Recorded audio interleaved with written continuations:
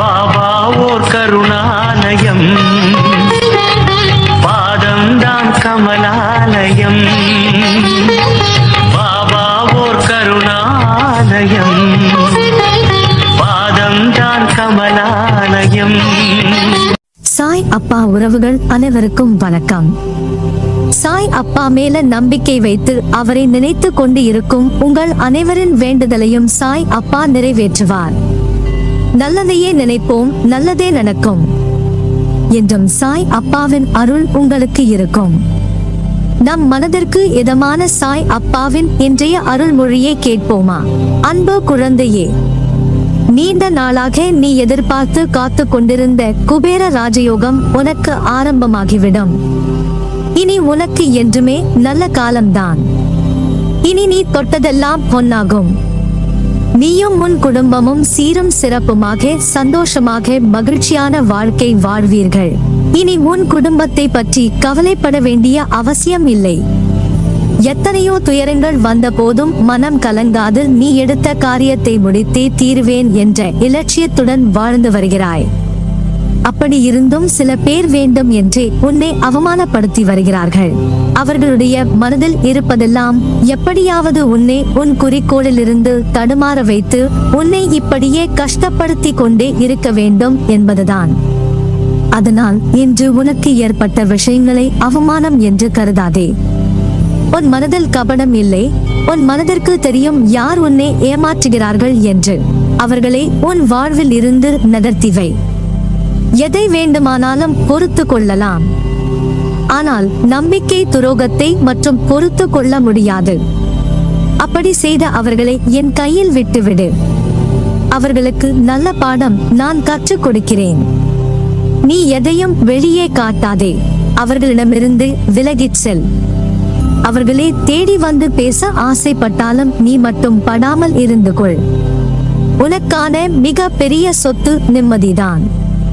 அதை உன்னிடம் இருந்து பறிக்க வேண்டும் என்றுதான் அவர்களும் ஆசைப்படுகிறார்கள். அவர்கள் ஆசைக்கு நீ இடம் கொடுக்காதே. உன்னை மதிக்காதவர்களுக்கு அதை செலவழிக்காதே. மதிப்பு மரியாதை மற்றவர்களுக்கு எப்படி கொடுக்க வேண்டும் என்பதை நான் அவர்கள் மொழியில் புரியும்படி செய்து காண்பிப்பேன். உன்னை காயப்படுத்தியதற்கான தண்டனையை அவர்கள் கண்டிப்பாக அனுபவிப்பார்கள். இன்று ஏதோ அவர்கள் சாதித்து விட்டது போல் நினைத்து சந்தோஷமாக இருக்கிறார்கள். ஆனால் நாளைக்கு அவர்கள் செய்த பாவங்கள் அவர்களை திருப்பி தாக்கும் போது உன்னை எதற்காக கஷ்டப்படுத்தினோம் என்று அவர்கள் கலங்குவார்கள். அது நிச்சயம். நீ மற்றவர்களை பற்றி நினைத்து கவலைப்படுகிறாய். ஆனால் உன்னை பற்றி ஒருபோதும் நினைப்பது கிடையாது. இது உன் வாழ்க்கை. நீ வாழ்வதற்காக உனக்காக கிடைத்த வாழ்க்கை. அதனால் மற்றவர்களை பற்றி நினைப்பதோடு சேர்த்து உன்னையும் சற்று நினைத்துக்கொள். இந்த வாழ்க்கையை அனுபவித்து வாழ். உன் வாழ்க்கை நீ வாழ்வதற்கு. மற்றவர்களுக்காக யோசி, உதவி செய். மற்றவர்கள் கஷ்டத்தை நினைத்து வருந்து. மற்றவர்களுக்காக பிரார்த்தனை செய். ஆனால் உன் வாழ்க்கை என்னும் மூச்சை உனக்காக சுவாசி. அதில் ஒருவர் மட்டுமே உயிர் வாழ முடியும். அந்த மூச்சுக்கு சொந்தக்காராய் இருக்கும் நீ மட்டும்தான் சுவாசிக்க முடியும். நான் சொல்வதை உன்னால் புரிந்து கொள்ள முடிகிறதா? உன் மனம் தடுமாறுகிறது. எப்போதும் அலை பாய்ந்தபடியே இருக்கிறது.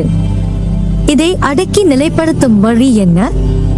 மனம் எப்பொழுதும் எதை பற்றியனும் சிந்தித்துக் கொண்டே இருப்பதால் தெளிவான முடிவுகளை எடுக்க முடியாமல் தடுமாறும். குறிப்பாக சின்ன சின்ன விஷயம் நடக்கும் போது அதை பற்றியே யோசித்து பெரிதாக்கி பார்ப்பது மனதின் இயல்பு. உதாரணமாக, யாராவது நம்மை திட்டிவிட்டால் பதிலுக்கு நம்மால் திட்ட முடியாத போது நேரில் கூனி குறுகிவிட்டு அவருக்கு பின்னால் அவரை மனத்திற்குள் அதிகமாக திட்டுவது போல, அடிப்பது போல, கொல்வது போல கற்பனை செய்து தன்னை ஒரு பெரிய கதாநாயகனாக காட்டிக்கொண்டு ஒரு பெரிய கதையை பின்னிக் கொண்டிருக்கும். பொறாமை, சந்தேகம், அவமதிப்பு, கோபம், பயம், அவமானம், பேராசை, தற்பெருமை, கட்டுப்படுத்த முடியாமல் வளவள என பேசுதல் போன்ற உணர்ச்சிகள் நம்மை தாக்கும் போது மனம் உழன்று அதில் ஏதோ தீர்வை காண்பது போல தன்னிலே உழன்று கொண்டிருக்கும். உணர்ச்சியை கட்டுப்படுத்த முடியாத போது அதை வெளிப்படுத்தி விடுவோம். இதனால்தான் மனம் நிலை கொள்ளாமல் தவிக்கிறது. இதை அடக்க வேண்டும். எப்படி அடக்குவது? முழுமையாக அந்த எண்ணங்கள், சிந்தனைகள் உங்களை கடந்து போகட்டும் என விட்டு விடுங்கள். கண்களை மூடி அமைதியாக இந்த நிகழ்வுகள் முடியும் வரை உட்கார்ந்திருங்கள். கரையான்கள் புற்றிலிருந்து புறப்படுவதைப் போல இந்த எண்ணங்கள் மனதிலிருந்து புறப்பட்ட பிறகு மனதில் ஒரு வெற்றிடம் தோன்றுவதை உங்களால் உணர முடியும். இந்த வெற்றிடம் துவக்கத்தில் ஒரு சில வினாடிகள் வரை நீடிக்கும். இதையே பழக்கப்படுத்தினால் சில நிமிடங்கள் தொடரும். காலப்போக்கில் நிமிடங்கள் மணிக்கணக்கில் ஆகும். இந்த எண்ணங்களை கட்டுப்படுத்தத்தான் மூக்குக்கு மேலே பூர்வ மத்தியில் கற்பனை உருவத்தை நிறுத்திக் கொண்டு அதில் பார்வையை செலுத்துவார்கள். இப்படி செய்தால் எண்ணங்கள் தடைபட்டுவிடும் என்பது நமது முன்னோர்கள் கண்டறிந்த உண்மை. இதை பின்பற்றி பாருங்களேன். எதன் மீதாவது ஆசைப்படுதல், எண்ணமிடுதல் ஆகியவற்றால் மனம் அலைபாயும். என் மீது பாரத்தை வைத்து இதை பின்பற்றுங்கள். எல்லாம் நாளடைவில் சரியாகும்.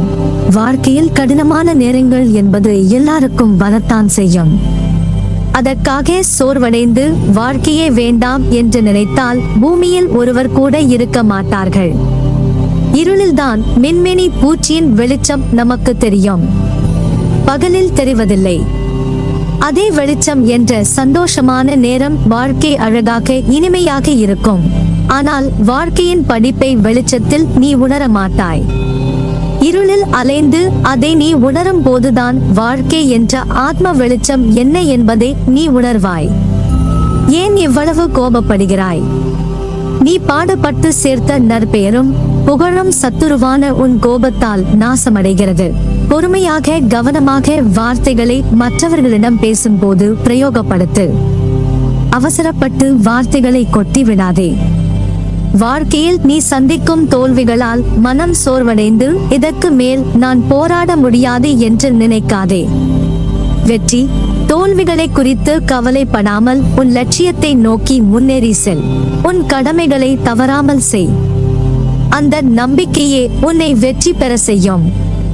காரியத்தை செய்யும் முன் என்ன செய்கிறோம், எதற்காக செய்கிறோம் என்ற தெளிவுடன் செய்தால் அதில் தோல்வியே ஏற்பட்டாலும் அது உனக்கு ஒரு பொருட்டாக இருக்காது. அந்த அனுபவமே உனக்கு மீண்டும் அந்த செயலில் முயற்சித்து வெற்றி பெற இலகுவாக அமையும். எது உன் கடமையோ அதை ஆனந்தமாய் விரும்பி பிரியமுடன் செய். அப்போதுதான் உனக்கே ஓர் உத்வேகம் இருக்கும். வாழ்விலும் வெற்றிகள் குவியும். வாழ்க்கையில் உன் மனதில் பயம் தோன்றுவது உன் எதிர்மறை எண்ணங்களால் மட்டுமே. வாழ்க்கையை நினைத்து அது சரியாக நடக்குமா என்ற பயம்தான் உன் வேலையில் தடங்களை ஏற்படுத்துகிறது. இனிமேல் பயப்படாதே. உன்னை தேடி வந்த வாய்ப்புகள் எல்லாம் உனக்கு உன் சாய்தேவா கொடுத்த வாய்ப்புகள். அதை நீ மனதார ஏற்றுக்கொள். நிச்சயம் அதில் நீ வெற்றி பெறுவாய். உனக்கான வாயிற்படியை நான் உனக்கு கொடுத்து விட்டேன். அதில் பயணிக்க நீ தயாராக இரு. உனக்காக பக்கபலமாய் உன் கையை பிடித்து உனக்கான வாழ்க்கையை பிரகாசம் ஆக்குவேன். உனக்கு வேண்டியதை எல்லாம் வழங்க போகிறேன், காத்திரு. எனது அன்பு செல்வமே, நான் இருக்கிறேன் நிழலாக. உனக்காக நீ செல்லும் இடமெல்லாம் நிச்சயம் நீ ஜெயிப்பாய். அது உறுதி. எல்லாம் சரியாகிவிடும். பயப்படாதே. நம்பிக்கையோடு காத்திரு. நல்லதே நடக்கும். நீ என் பரிபூரண அருளும் ஆசிர்வாதமும் அன்பும் பெற்ற என் பிள்ளை.